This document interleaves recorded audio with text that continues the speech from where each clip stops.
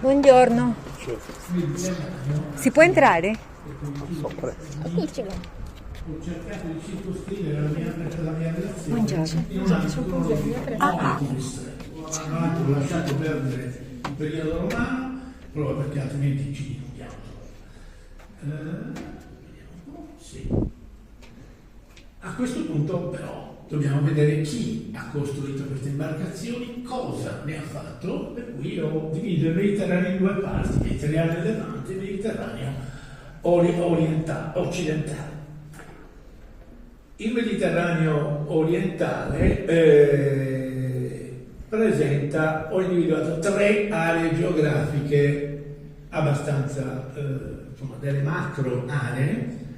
Vedete, una è l'area Egea, una è l'area del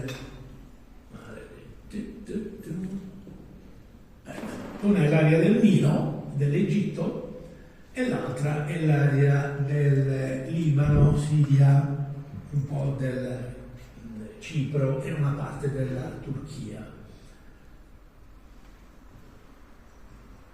Iniziamo con gli egiziani. Gli egiziani sono quelli che hanno mostrato, ci hanno restituito relitti o porzioni di relitti, almeno quello che noi possiamo vedere, di età molto molto antica.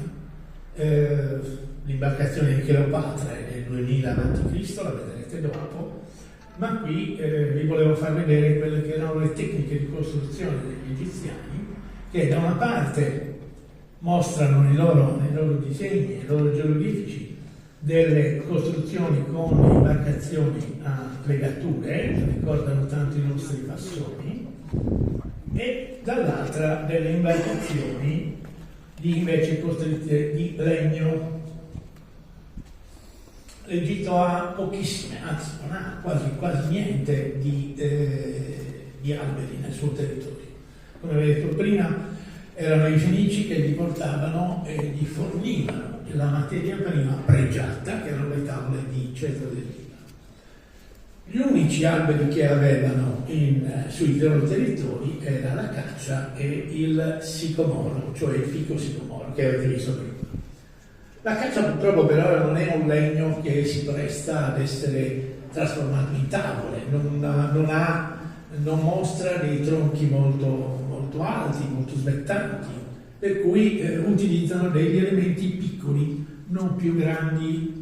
I testi omerici e anche altre tipologie di letteratura ci dicono che utilizzassero dei pezzi di acazio non più lunghi di 2 cubiti e mezzo, quindi più o meno un metro e mezzo.